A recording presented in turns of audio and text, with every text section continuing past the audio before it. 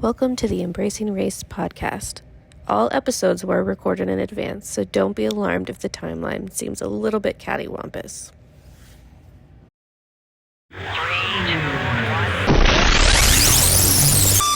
But this is Conversations of Truth and Intention. And so leading into that, so Jesse expressed earlier today that they were very nervous about this show. And so, but they were trusting me knowing you to come into this space of vulnerability. And I think that is, I just want to first acknowledge Jesse's vulnerability and sharing that. And also, just like, isn't that what this is all about, though? Like, isn't this is why we created this space, to have these conversations of truth and intention, to be intentional with our feelings, to hold space for other people's feelings and fears and what have you, right? And I would hope that if it was reversed and I said the same thing, like Jesse will hold space for me and my vulnerability and my like, you know, because you don't know what you don't know, right? Mm-hmm. Absolutely. You don't know what you don't know. Yeah, and it's so wonderful because I think there's victory in vulnerability. And I think we only are victorious when we can be vulnerable, where we can open our hearts and our spirits to tension, because tension always precedes transformation. So I'm glad that we are here, and Jesse, I'm glad that you came on, and I want to hear the story because I am a person that I don't know about if you know how much about my background, but as a minister, we were one of the first churches in Atlanta that promoted same-sex marriage, supported trans positivity. We were one of the first churches that married same-sex couples. We were one of the first churches that said that Jesus was connected to justice. We were one of those first churches, and we lost thousands of members. Thousands. However, you know, our motto is we rather to be hated for who we are than to be loved for who we are not. And so, come on now, SharRon. I have a very different perspective, and I am grateful that Jesse came, and I'm grateful that we're talking about how do we engage with people in dignity affirming ways? How do we not other people? How do we hold space and expansiveness so people can show up with all of their identities and all of their realities and all the ways that they navigate in the world, and honor that? So I am glad that you are here, and I'm glad that we're having this conversation. So this is news. I never knew that about you, SharRon. So I thank you for sharing that. And so I'll start. Let's go backwards.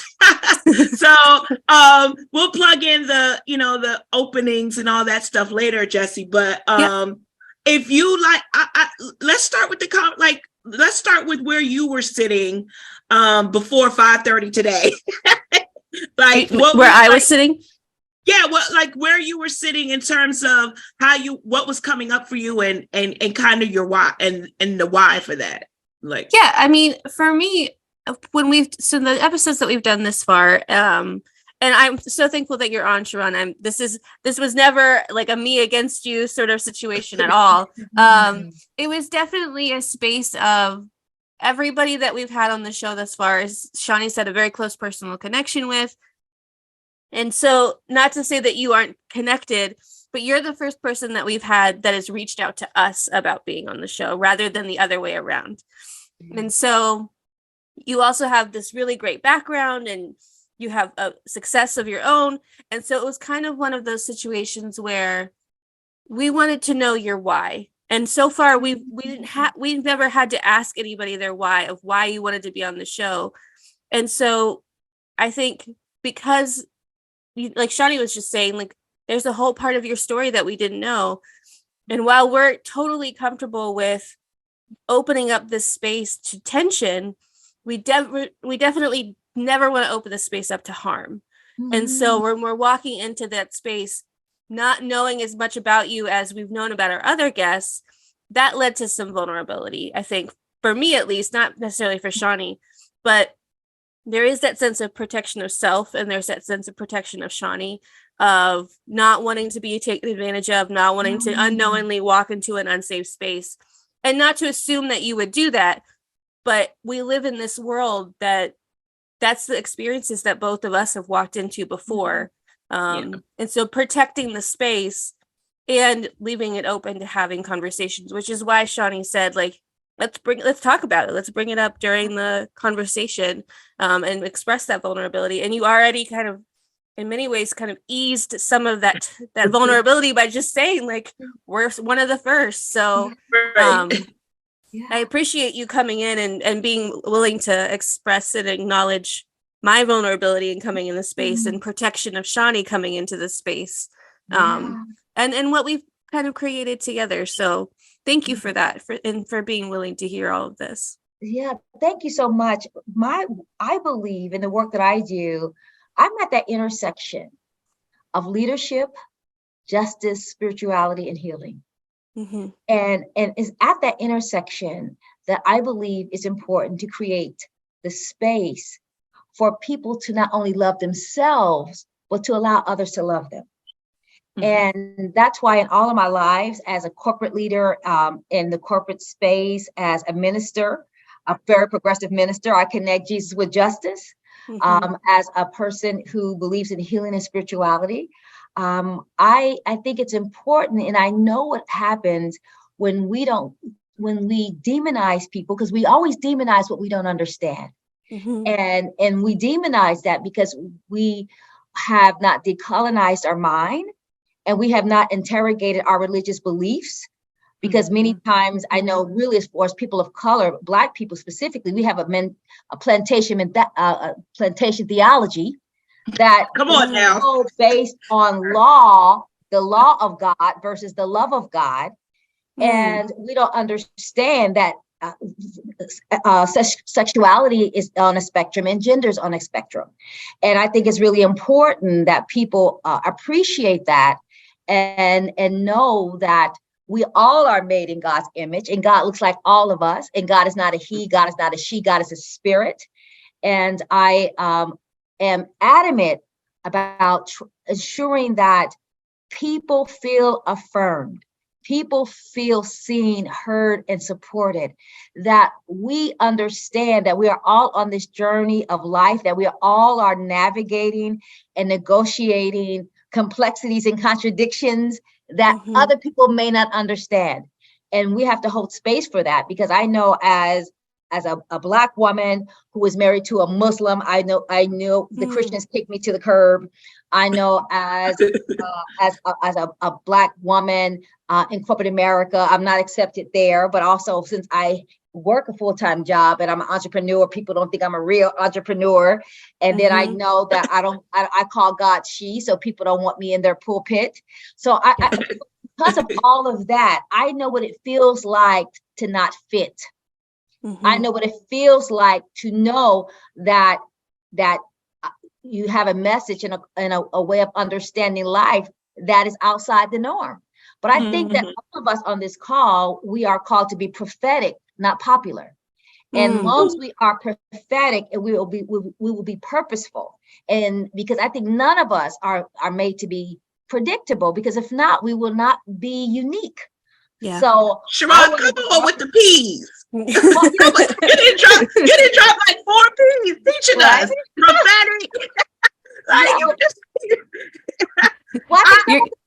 You're gonna show up. You're gonna show up in Shawnee's next sermon with the 4 P's. And I think that's the part of me that's a minister. And I think that that's really important, that we understand that we are these composites of genius and grace. You know. And so I accept the minister part of me, and the author part of me, and the mommy part of me, and the corporate leader part of me. And I give myself permission to blend all those, because I am the best when I can be all of myself. I think so many times we leave parts of ourselves behind, or we bury ourselves, parts of ourselves that we need, because we want to fit into these myopic boxes that suffocate our gift. And so I just want to be all of who I am. And a lot of people don't like it, but I like me. And it almost took 60 years, because I'm on my way to 60 years to like myself. And I am going to hold on to that and know that if I never preach in another pulpit again, I'm never going to go and to say messages that undermine people, that does not celebrate the diversity of God.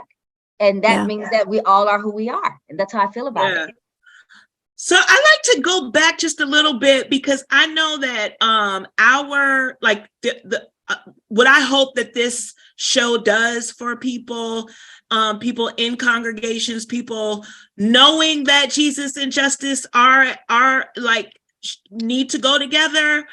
Can you just walk us through, were you the pastor of this church, of that church in Atlanta that was on the cutting edge, was on the one of the first, and losing those 1,000 people? Can you walk us through, like, real quickly, like how, like, the first question is, did you wake up one day and say, this is what we have to do, God is calling us?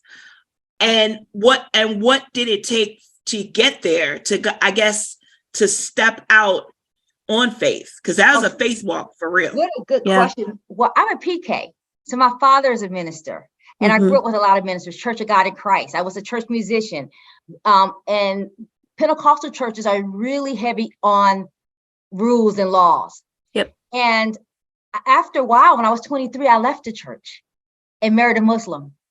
And I did that because I never felt that God was limited to one faith. God is so God. How can you limit God to one faith and one book? I didn't believe that, right? And so what happened, I left church. And as I left church, that's when I had room to create a different relationship with God. And so after I left church for years and I came back, I joined a church called Victory for the World Church. It was in Stone Mountain, Georgia. My pastor is Kenneth L. Samuel. And the reason why I joined his church and to serve under his leadership, because he was the first church that said that everybody is welcome, regardless of their race, gender, culture, sexual orientation, and gender identification. And this was in the 90s. And we were one of those first churches that had AIDS ministry. People were picketing our church outside because we were accepting, we were not saying that HIV was God's punishment to gays. We didn't say that being gay was an abomination. We said that this is how God is all of that. We were first ones to say that we're not going to call women deaconesses, they're deacons. And we were the first one to say that, the pulpit should look like the pew. What's in the pew? Women. So we were talked about gender parity, even before it was cool. And so we were always in the forefront. We were always understanding that as a place of faith, that we had to be involved in politics, because you cannot change something from sitting out. Remember, a Church of God in Christ always has come from around them, wanted you to live on the outside. But we're like, no, if we see a good fight, we're going to jump in it and try to change some of the laws that subjugate people.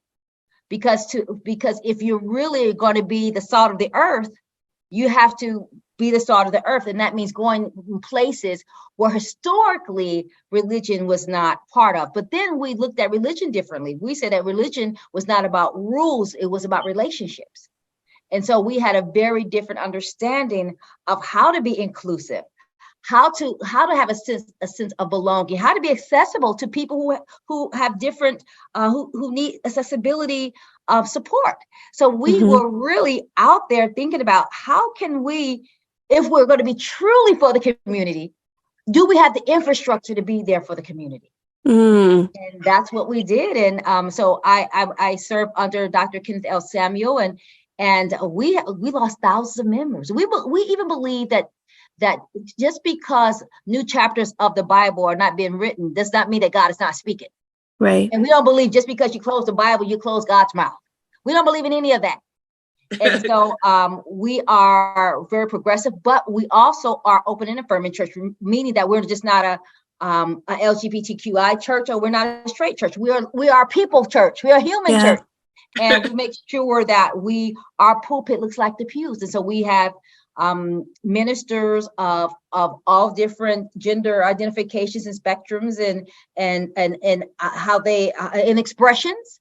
We have all of that. And so, and I think to me, that's what heaven's going to look like. Heaven's going to look like people of every kind, every clique, every color, every culture. And that's what we want to create in our communities that we are in now. Yeah. Amen. At any point in your journey, but either in the 90s or now, like, especially when your church was losing membership, I know from our standpoint in church leadership, when you're making a budget or this or that, you're looking at numbers and butts and seats and per capita dollars and how is this going to affect this or that. Was there any point where when you were losing members that you and the rest of your church leadership kind of were like, is this worth it? Or did that you let fear kind of set in to say, well, we're going to lose money, we can't do this? Or was it always like, we're going to set our sails and just go with God? Oh, what a great question. My pastor was always committed to the love of God. And even if it meant that we will lose members, and we lost members, he lost his home.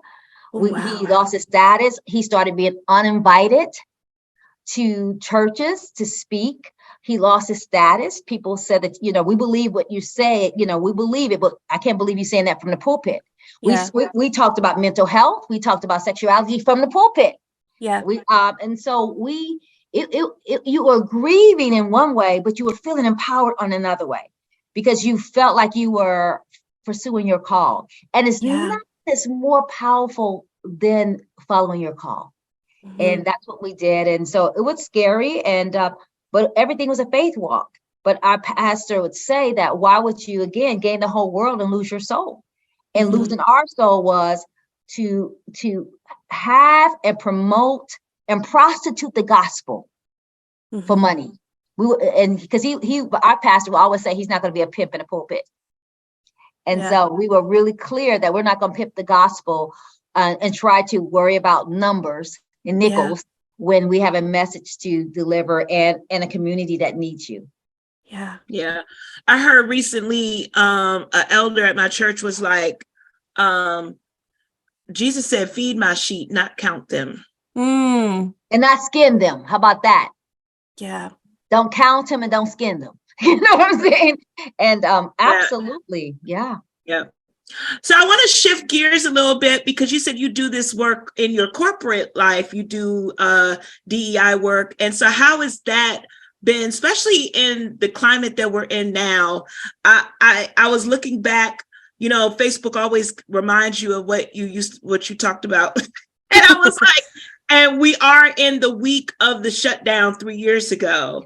And I'm looking at like all of I put a post on 3 years ago, this last week, that said there was a celebrity that hired a DEI coach, right? Like everybody was just like, things were starting to happen. And this is before George Floyd, but then I can only imagine what I was posting after May, right?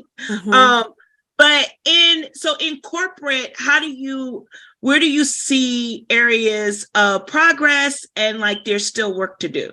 Oh, what a great question. I think overall, we have not moved as far as we think we had. We started doing a DEI work in the 1960s. It was more compliance-based, and now it's more trying to enhance your culture. And the reason why I say that we have not moved that far, because even though we might be improving with numbers, which is diversity, we're not making any headway with equity, meaning getting those diverse people up the leadership ladder, right? And you can never have inclusion without equity, meaning that people cannot feel that you are an organization where they can have a career if they don't see people in leadership, people getting promoted who look like them. And so I feel like we are still challenged with DEI. I think the world still has anti-Blackness around that affects everything. I think that corporations still don't understand intersectionality. So we find that women are doing well. White women were the the people who benefited the most from affirmative action. But however, that's not how the media try to position it. And so people with vulnerable communities, our brown people, our Black people, LGBTQI, are disabled people, they are not still not provided the services and the support and the recognition on their specific reality that allows them to contribute in the company in meaningful ways. So I find that the challenge is still there. There is some significant backlash right now because people think that somebody's taking their jobs. We still hear that. Not like the job is yours anyway, but however, there's still this reluctance to be allow other people to participate and contribute. Even though the client base is changing, there's still people who are really hesitant to allow people to thrive. But we have to think about it. In 2030, we will have the most multicultural, multi-faith, gender expansive, intergenerational workforce than we have ever had before. Just think about that. We will have 5 different generations in the workforce. And Generation Z needs something very different than the baby boomers. Mm-hmm. And then you have people who are, like I said, gender expansive. We have people who really don't understand the impact of class and the caste system. Yeah. And so there are very nuances that we have to understand so that we can create space for everyone. And it is a struggle because people who are in power want to keep power at all costs. Mm-hmm. And so it's been a change. And that's one thing. Secondly, I'm finding out and learning that we have to be careful because sometimes there's what I call oppression gymnastics happening, our oppression Olympics happening. You know, I got it worse than you have it. You have it worse than I have it. We see a lot of that. So if we think about how can we center the people who are the most vulnerable, because when they get free, everybody gets free. But however, we're still having to navigate the different types of false narratives and false myths that difference means deficient versus what I call difference means divine. And so we are still working with that. And it's been difficult. It's been difficult, but it's something that we cannot give up because every time I get tired, I think about what did my ancestors have to go through? They went through lynching and Jim Crow and redlining. And this is after slavery and all of the other post integration. So I have to say, it's my turn to be a good ancestor and do my part. And then we want to make sure that there's such a backlash on our LGBTQI siblings, especially our trans. Some of these laws that are being passed that are anti-supportive of our trans siblings scares me. Yeah. Because honestly, it's so funny. I hear people say, "Oh, this is something new." No, people were always like this, but they couldn't talk. Now they might just risk their job before they would risk their life. Yeah. So however, this is not new. People are just saying my dignity is not going to be suppressed. So people are starting to be insistent and protective of their own humanity. And I'm glad that people are speaking out. And I try to find ways to partner and use my privilege because the privilege that I have to support other people who may have less privilege than I do. And so that's what we are really working on. How do we get the people who have the most power, which is still our white male and female and male siblings, right? I call them siblings because we all are connected. How do we get them on board? And how do we keep using our power, our voting power, our unionizing power, our protest power to effect change? How do we use our money, our purchasing power? Because people will listen. If people don't listen to anything else, they listen to losing dollars. And so I wish there were ways that we could work better together. But however, this media is really good at pitting us against each other. Yes. And we see that a lot with the brown communities and the Black communities, with the Indians and the Asians saying that the Blacks and all that type of stuff. So if we can understand that if one of us is oppressed, all of us are oppressed. and that our liberation is tied to each other, we can do more work. But it is a journey, and it is not is a layered, non-linear journey, which sometimes feels exhausting. Because then it's like, and it's this intersectionality, which Kimberly Crenshaw coined so many years ago. But like just being in corporate America and being Black, being a woman, and then your faith, right? Also, because I remember when I was in corporate, I didn't talk about my faith formation. Like I remember I would lie when I would take off for Good Friday. Like, I'm like, this is so contradictory but I didn't want that. Like, I didn't want my faith to be weaponized in any way. Like, I didn't trust the system. I didn't trust the system at that time, if I'm honest. Yeah. So I would be like, oh, I got a doctor's appointment or whatever, right? And then at some point, I was like, you know what? I don't really care. Yeah. And that was like a layer of liberation for me. So I wonder for you, SharRon, like as you navigate corporate America, and you're still doing that even with all your other full-time jobs, like where do you where do you land first in corporate America? Are you like this? I guess what's my question? My question is, do you say, I'm fighting for women, I'm fighting for BIPOC people? Like, where do you land? What gets centered for you? Good question. What gets centered to me is being a Black woman. And let me tell you why. Okay. I find that, I think Malcolm X said it the best, that Black women are the most unprotected women in the world, right? Mm-hmm. And so I see that and I'm in the pharmaceutical industry, so we see that women are doing well. 60% of, for example, of the company that I work for, the leadership is white women. And I see that there are, with our brown women, they have challenges, but the stereotypes are different. I always say this: the stereotype determines the support a person needs. For example, the stereotype of an Asian is that they're smart.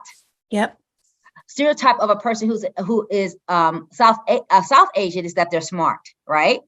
What is the stereotype of a Black woman? That we're loud and we're dumb, right? So I have to center that to say, this is the stereotype that corporate America has, that I'm loud, that I'm angry, that I'm dumb, that I don't have anything to contribute. And so I find that everybody's oppressed, but we are oppressed differently. Right. Then also I am I center people who are gender nonconforming, because they are discriminated against a lot. Right now, and it's interesting. I find that women can be more masculine, but men can not be more feminine. And so I kind of put them in the middle too, but then I also put in the middle people who are maybe have some type of mobility issues, because for some reason we think when people are in a wheelchair that they're not smart. What type of crazy is that? Yes, so, I'm very careful, but however, since I lead as a Black woman and I want to speak from my experiences, I definitely censor that. And then also I'm starting to think about age, because as I get closer to 60, I'm starting to feel ageism, right? Yeah. So I'm very aware of that every group needs something different. That's why I don't like when companies say you have your whites and your non-whites, because it doesn't help, because if we don't break that group up, every group needs something different, because society doesn't treat us all the same. Always, again, the stereotype you have determines the type of support that you need. And so I like to break the group up. And so that's how I do it. I know other people do it differently, but I have to center Black women just because I want to center what I know. I'm not arrogant enough to say I know someone else's story, because that's kind of what the dominant group has done to us. Right. Yeah. And then we fall into saviorism, like the missionaries went to Africa. That's savior. That was destructive. So I center myself because that's what I know. But I also want to make sure that I use my privilege to support other people who who have less privilege and need more support in different ways. And I think that's why it's really important to understand which of your identities are privileged and which are not. And that can change based on the room that you're in, right? Yeah. But I think I'm always assessing when I go in who's not at the table, who needs support at the table, and who needs and how can I show up and be an ally. But then I'm always looking around, who do I need to be an ally for me? So it's not either or, is this and I go into every meeting. Yes, I go into every meeting saying who needs support, who can I support, and who do I need support from? And I ask before the meeting, because if not, just think of all the creativity and all of the perspectives that we will lose because those people don't have a voice. Yeah. How do you navigate those spaces? I'm sorry, Shawnee, were you going to say something? Oh, go ahead. No, you good. How do you navigate those spaces? Not necessarily in that sort of like people of color versus white people, but like how you were just kind of describing that model minority sort of mentality, which is just racist in and of itself. There's no such thing as a effing model minority. But like, how do you navigate support and lifting up people within spaces of other people of color? Like you said yourself, you center yourself because you are a Black woman, and Black women have been the most harmed out of everyone. How do you do that in spaces where there are other races or other ethnicities that are standing there saying to themselves, well, like kind of what you were saying before the Oppression Olympics, like, well, I've had it worse this way, or I've been through this. How do you support each other in that space? Oh, what a great question. What a great question. When I say center myself, I want to make sure I'm clear. I'm not prioritizing myself. Oh, no. Yeah, absolutely. Right? Absolutely. Yeah. So what I do, I think even as a leader, I try to hold sacred spaces and let people know your perspective is valid, your story is valid, and how you have to navigate the realities of your life is just as important as mine. You know, so I'm really clear to not dehumanize or devalue what people say, right? And I think that happens. So what I do, I purposefully name it. Yeah. I name it. I ask people to name what they need. I always ask questions about, this is how I experience as a Black woman. Can you share your experience? I think that the more comfortable you are talking about difference, the more progress you can make. What happens is that we're in different settings. If you say something like everybody's like, they're whispering. But look, we know that you're white. We know that you're brown. We know that you are whatever, right?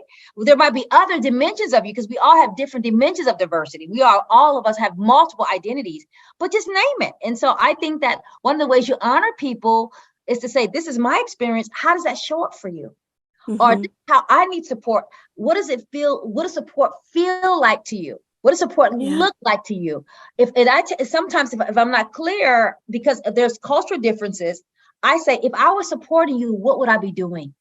And I let them tell me what they need, because I don't believe in the golden rule. The golden rule is that treat people how you want to be treated. I think that's very shallow. I believe in the platinum rule. Treat people how they want to be treated. And since I don't know your culture, since I don't know your idiosyncrasies, I don't know where your trauma is, because we all have some trauma, I have to ask so that I can provide some support and some covering. And I also have to tell you what my trauma is. I've been hurt a lot by white women and also some Black women, right? Because remember, white supremacy does not need a white person to perpetuate it.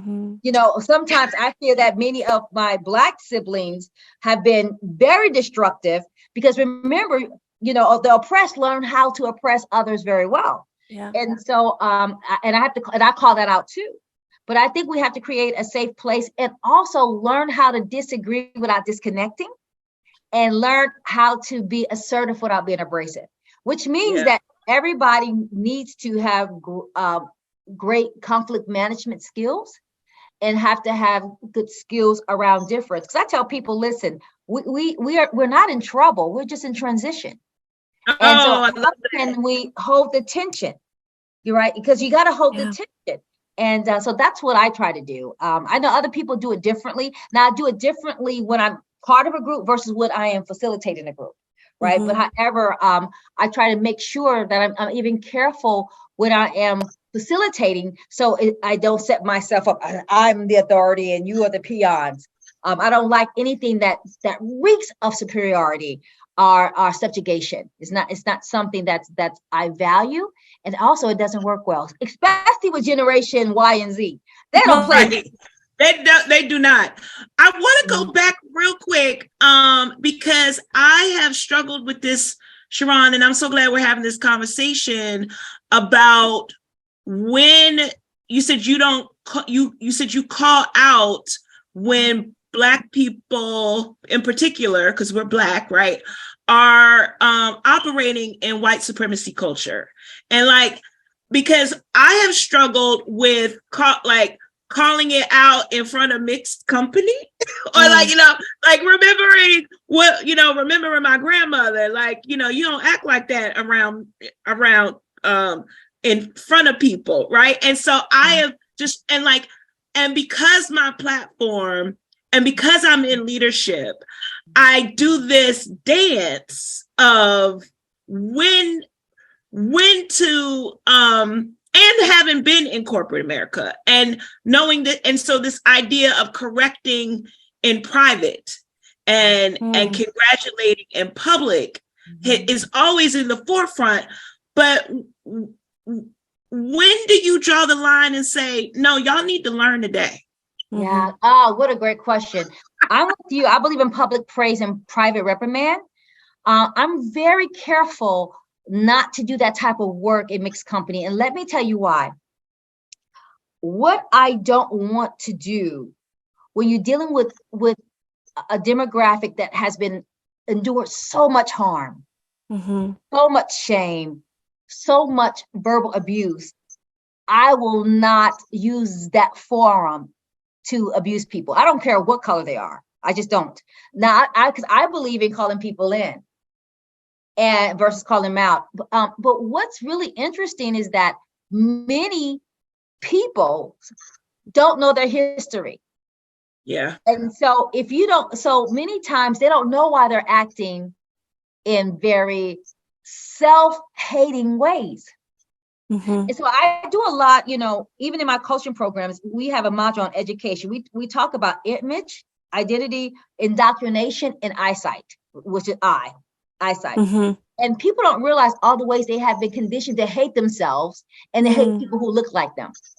And so that's something that I talk to them about. I talk to them why you have a problem with people who are darker. We talk about colorism. We talk about texturism. We talk about how we degrade people in stores, how we don't do business well with each other. There's some reasons why. We were taught that. And when you grow up and you have been taught there's only enough room for one person of color, you fight amongst yourself for that one spot. Yeah. Versus, you know what? Yes, it's one spot, but you don't have to have that spot. Let's go make our own spot, or let's expand the table, right? Of just bring up some more chairs, and that has to be taught, because when a person feels like this is their only opportunity, they start working from a place of scarcity and threat. But I don't try to, unless it's blatant. Now I do make known that something is wrong, right? If somebody. Okay. I'm a change agent. I will address harm, but how I do it, I don't want to perpetuate harm, or I don't want to not leave the offended person unprotected either. So I have to navigate that. And that's where many times I'm always praying. I'm always saying, what do I need to say right now? Or am I the person to say it? And what words I need to use so I can help develop people and not destroy them. And we have to be mindful of that, especially when people come from a vulnerable community, even our LGBTQI. If you've been told you were nothing all of your life, why would I beat you up in front of people? Yeah. Right. Yeah. I don't think that's healthy. We're gonna have that conversation. But however, you can't rob a person of their dignity and demonize them and expect them to act better. However, like I said, I will address it, but I don't know what that will look like. It's contextual, You know, how you intervene is contextual, is conditional, is cultural. So I always make sure I'm very aware of those 3 C's to help me navigate so that everybody stays challenged but whole. That's good. That's good. I love this. I love that your entire, I don't want to say, I guess it could be ministry, I guess business, your brand, however you want to approach it. I love that it is centering relationship building.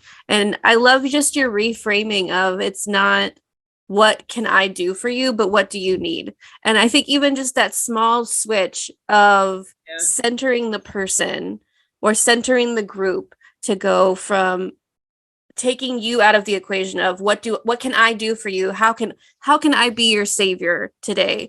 Instead saying, what do you need so that we can be in community together? Just that small reframe is so, I think, so significant. I'm like sitting over here just like all a tingle because that just is such a simple thing to just switch your words to say, like, let's be in relationship together. What do you need? Yeah. And be okay with it, because sometimes people will say, SharRon, what I need for you to do nothing, and I want you just to support me as I handle this situation so I can keep my dignity. Because some people just need to believe in themselves, and you know what? They might need to role play with me before they do it. Yeah. Sometimes they like, I need you to do nothing but just be there, and to know that when I get scared, I can turn around and look. I mean, people are so resilient. And one of the things you don't want to do is give people an opportunity to allow them to see themselves empowered. When you rob people of opportunities to prove themselves to themselves, what happens is you take their power away. And so I think that's so important to be clear to people, how do I need to show up because I'm on your side? And I think that like Jesse said, that frame allows people to feel empowered and to feel good and to feel affirmed. Because once you do it once, 2 or 3 times, as far as affirming yourself by advocating for yourself, your whole life changes. You don't need a lot of experience. Remember, confidence comes by doing, not by reading. People think, oh, I'm going to get more confident. No, sweetie, that's just like saying you're going to be a good swimmer and you don't jump in a pool. Right?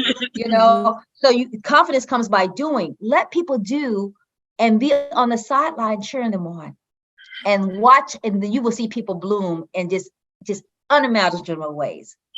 I have to plug a new favorite show of mine. So I just started binge watching Shrinking on Apple TV.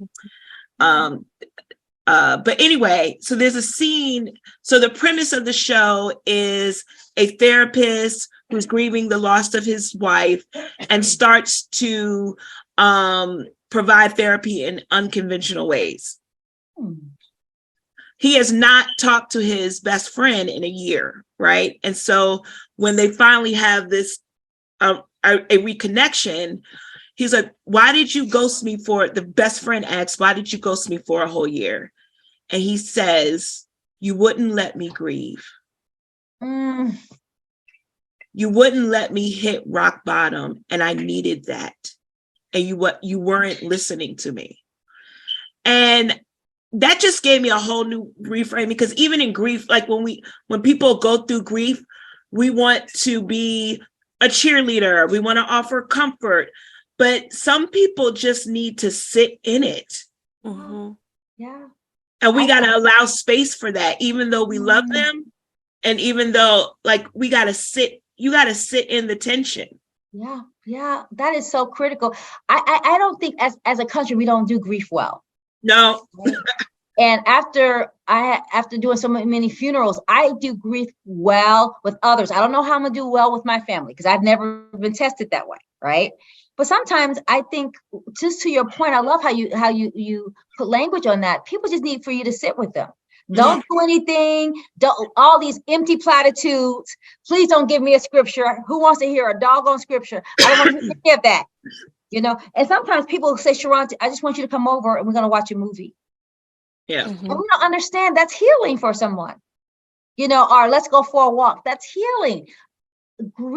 Processing grief looks so different for everyone.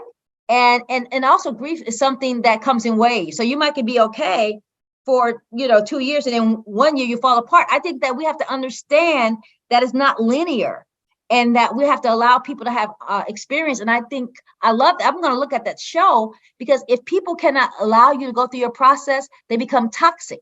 And the guy, I'm sure his friend was not worried about the person who lost a wife. The other person was just uncomfortable with grief.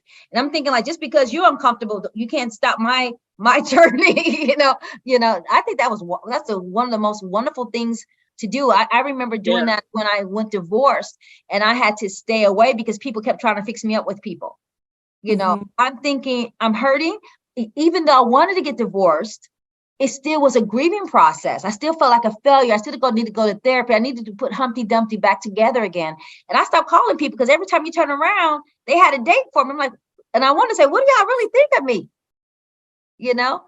So I think that is so wise that we allow people, we give them the gift of their own journeys without having to explain it. Yeah. Well, it just goes back to also giving people agency. Right? Giving people agency, and it goes back to that platinum rule that you lifted up. Like, instead of, treat others how you want to be treat them how they want to be treated. Mm-hmm. And I think that's hard for especially our culture, American culture, because, excuse me, we really don't have a self-awareness. We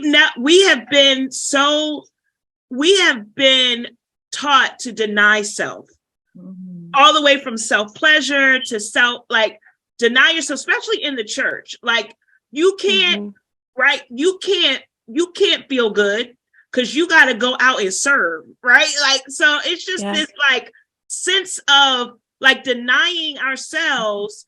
And I didn't coin this, but I was just at a retreat this weekend, and Dr. Melva Sampson, she teaches at Wake Forest Divinity. Oh, yes, I know her. Yes. She talked about how we have rejected this embodied God, right?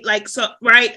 And talked about but God is embodiment, right? Mm-hmm. But we have rejected. That's why purity culture exists. That's why all of these things, which is why there is such a stigma on trans and non-binary, because people don't love themselves in their own body.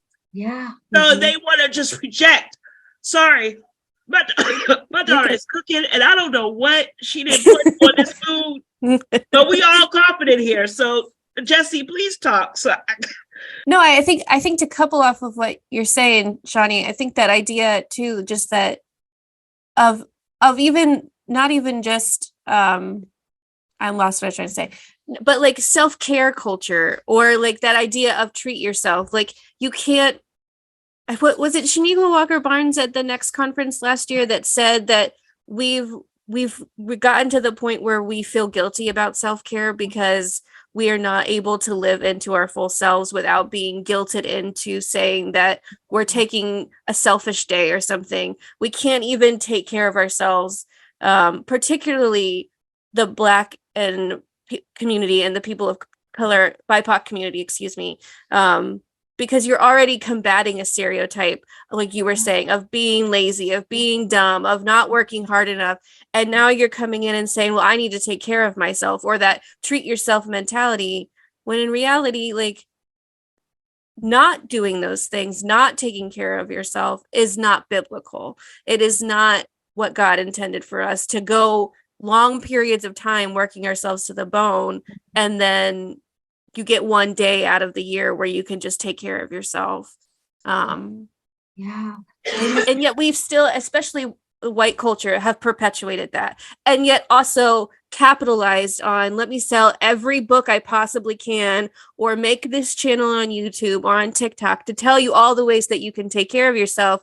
But as soon as you start doing it, I'm going to judge you because obviously you're too lazy. And then we've been because I'm an Xer, so I'm a Gen Xer, and I was taught you got to work twice as hard. Yeah. Yep. I've always been taught that. Yeah.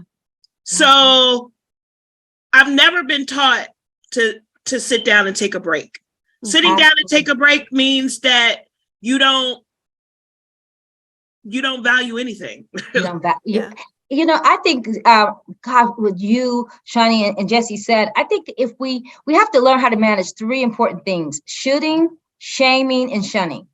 Mm-hmm. If we can get shooting, shaming, and shunning, those are the three tools of manipulation, and they're weaponized to make us not take care of ourselves. Now, it's interesting, Jesse, I love what you talked about, that now we make, we have commodified commercialized taking care of yourself. So people think, I need a bubble bath, I need to go on a trip. Taking care of yourself means that boundaries. It means going outside. It means sitting, like Shani said, sitting down and doing nothing.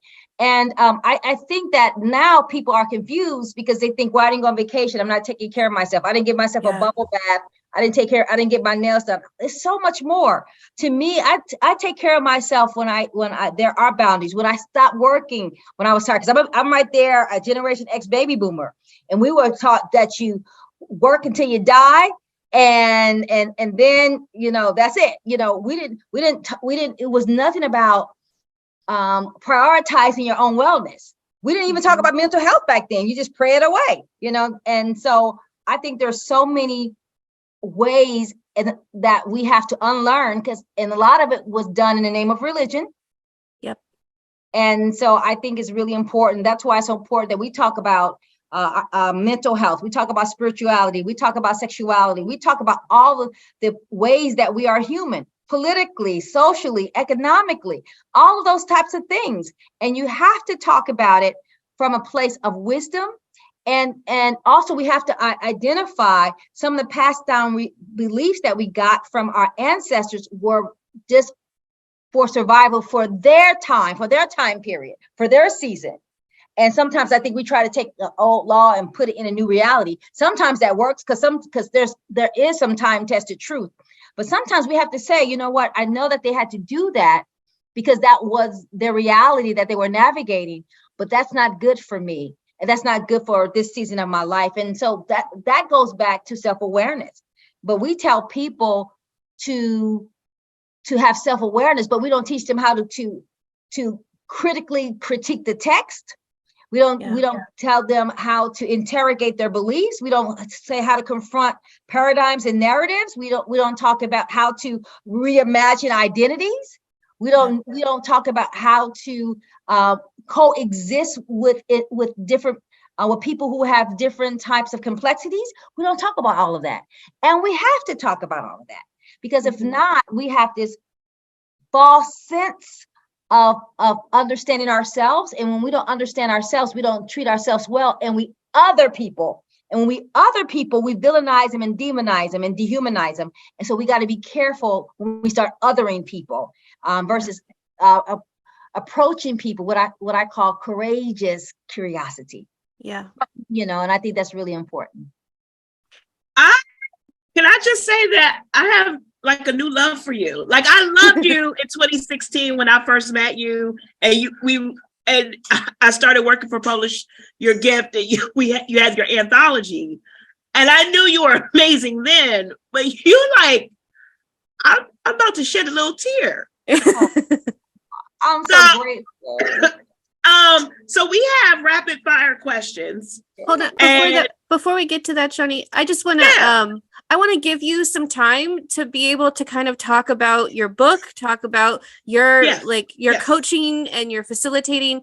We're all about, Shani has her own books, and we talk about self-promotion, and you are your own biggest advocate. So, and your own, we're talking about entrepreneurship and ministry. That's what Shani's doing right now. So I want to give you the space to kind of talk about your facilitation and the modules that you do, as well as the book that I'm pretty sure is right behind you. And kind of just give you the platform to be able to share your truth and what it is that you are doing for the world right now. First, thank you so much, both of you. I really appreciate it. My first book I would love for people to buy is called I Can Depend on Me. And that book talks about my experience integrating schools. Because even though school integration was the law of the land, it was not the love of the people. And I talk about some of my experiences from getting a concussion, being hit in the head with a chair by a teacher, and all the things that went on through that journey, and how I had to just depend on me and God because there was nobody else in school to protect me. And I would love for people to get that in that book. Also, at the end of every chapter is a coaching guide to help people start reflecting on what are some ways you can depend on yourself. Because many times we operate in our power, but we don't recognize it and we don't name it. So it's hard for us to replicate what you don't name. And then my second book is it's called I've Learned a Few Things. And it's from experiences that I've learned from coaching people. They let me tell the stories. And we talk about their journeys and how they had to navigate their journeys. We approach conversations like success shame. We talked about ungendering God. We talk about what it means to be a friend. So I would love for people to get that book. And then I have Deciding to Soar 1. That's one of the books that Shani helped us do. And it's about different comments that I've made that are motivational comments, things that I talk about that I don't realize I say to afterwards. I was like, oh, that was good. And so I made that book. Deciding to Soar 2 is my newest book. It's 70 chapters, and it's all about how we unwrap our purpose. I think that sometimes we don't realize how God is orchestrating our lives and our experiences. And if we look at our lives through the lens of purpose, we can see how we are always being equipped and shaped and empowered to do our divine calling. And so I talk a little bit about that. And then I have an anthology I would love for people to buy, called Strength in My Soul. It's women from every culture, every class, every sexual orientation. We have everybody from a GED to a PhD. Our youngest author was 14. The oldest person was 70. And we talk about what does it mean to activate the strength of your soul, to navigate in the world and to persist in the face of adversity. So those are the books, and I'm part of other anthologies, but those are the books I would love for people to purchase those books. They can purchase them on Amazon. I have 3 classes, coaching programs. One is called I Can Depend. You Can Depend on You. It's based on my book, I Can Depend on Me. That's a self-directed class where people can go through some of the experiences for them to reclaim who they are. I have a program called Rooted to Rise. It's a 12-week period program where people start understanding how they became unrooted. And we become unrooted by how we are conditioned, how we are colonized, how we are theologized, all the ways that we start getting disconnected from ourselves. And so it talks about how do we get rooted and anchored in our own identity so we can rise and do the things that we were called to do. And then my last class is our sacred gathering. It's called I Dare to Be Me. And it's a 6-month period, and it's for visionaries, leaders, change agents, people who know that they have a purpose. We all have a purpose, but people who know that they have a purpose and they want to find ways to create a path to do what they have been called to do. And so I combine my experience as a leader, as a strategist, as a minister, as a person who's overcome lots of trauma myself, to help people navigate the complexities and all of the different potholes in life that derail us, so people can see what it looks like and to feel like to be free, but also to feel successful, however they define success. And so those are the 3 programs that I have. But people can follow me. I'm available on all social media, and I will follow them back. And I also have a weekly newsletter that I send out. And it's based on what I have learned from my life, from my clients, or something that I have seen in corporate America. I like to try to capture a lesson and to share it with my community, and it lists questions, because I feel like what Socrates said, an unexamined life is not worth living. So I ask questions to help them examine their life so that they can understand how important life is, to live it based on how you feel is abundant. And so we talk about that too. That's awesome. Thank you for sharing that. And you can find all of this on SharRonJamison.com. You can go to Amazon if you want, but if you can support her through a website, that would be even better. Thank you. listen, look at you doing an independent book thing. I love it. I love it. All right. So are we ready for rapid fire questions? Yes, let's go for it. Want to tag team, Jessie? Yeah, sure. All right. Now, you could go these first. are, you don't think about it, you just answer. Okay. Sounds good. What's your go-to beverage? Diet Coke with lime. Favorite streaming platform? Netflix. Are you Spotify or Apple Music or some other music streaming platform? Spotify. Disney or Nickelodeon? Oh God, I hate both. Neither. That could be a whole separate show in and of itself. Concert or comedy show? Concert. I love music. Music soothes my soul. Leftover pizza, eat it cold or heat it up? Eat it cold, right out the refrigerator. Yes. What gives you hope? Oh gosh.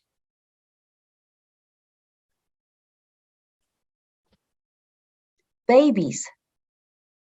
It reminds me that there's possibility, new birth, new beginnings, new attitudes, molding, shaping. So when I see children who have been untouched and uncontaminated by our societal narratives, I feel hopeful. One word to describe how you feel right now. Grateful. What is one goal that you have for 2023? To retire my dad. One thing we should know about you. I am extremely introverted, and people think I'm very outgoing.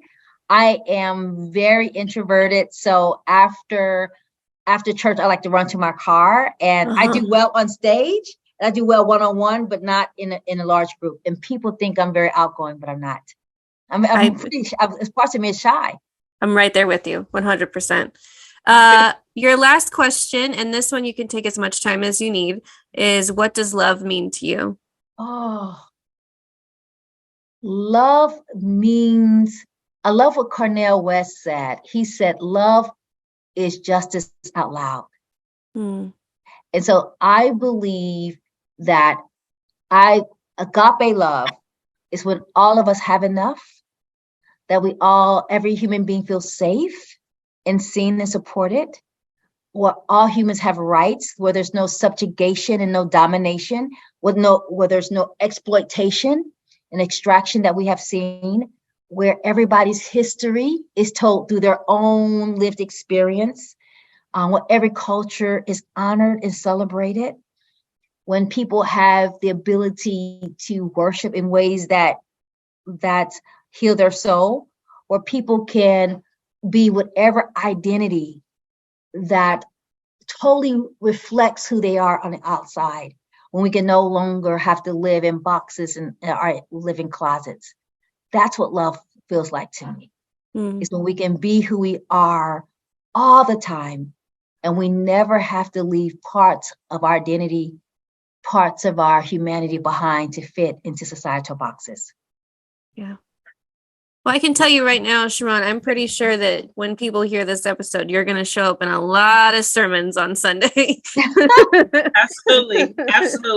This was so good. Thank you so much for coming on today and being and asking to come. Thank you for following me and saying, what is she doing? Thank you so much for recognizing me and the work that I'm doing. So I appreciate you. I appreciate you. I see both of you.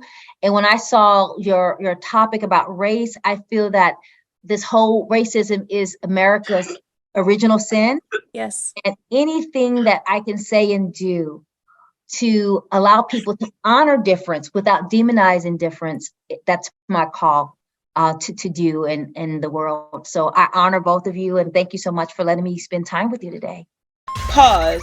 Time to hear from our sponsors. The Embracing Race podcast is sponsored by the Gen Out Youth Chorus. Gen Out is an outreach ensemble of the Gay Men's Chorus of Washington, D.C. Gen Out's mission is to give young LGBTQ+ and allied youth a voice to connect to the community. The ensemble is open to all singers between the ages of 13 and 18.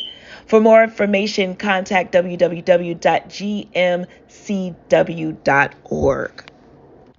Isn't it our hope that we could come together as a society across the chasm of race and become the beloved community that Dr. King imagined?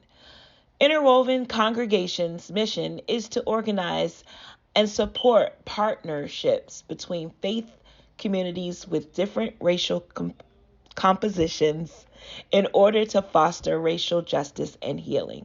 For more information, visit interwovencongregations.org. HOD Records. It is not HOD, but it is HOD, no periods in between. HOD Records is a talent and artist development company that specializes in artistry development and content creation. Serving the DMV and beyond, HOD creates a family-centered management style that promotes a collaborative spirit. Check out HOD Records on all social media platforms and visit hodrecords.media for more information. Thank you all to our sponsors. The Embracing Race podcast, hosted by Elders Shawnee McElwain and Jesse Littlejohn, tackles all topics from pop culture to faith and the intersectionality of white supremacy and racism. Nothing is off limits, as we hope to educate and transform with radical love. For more information, visit us at embracingrace.online or on Instagram at embracing_race_podcast. If you'd like to be a guest on the podcast, or if you would like to submit a comment or question, please email embracingracepodcast@gmail.com.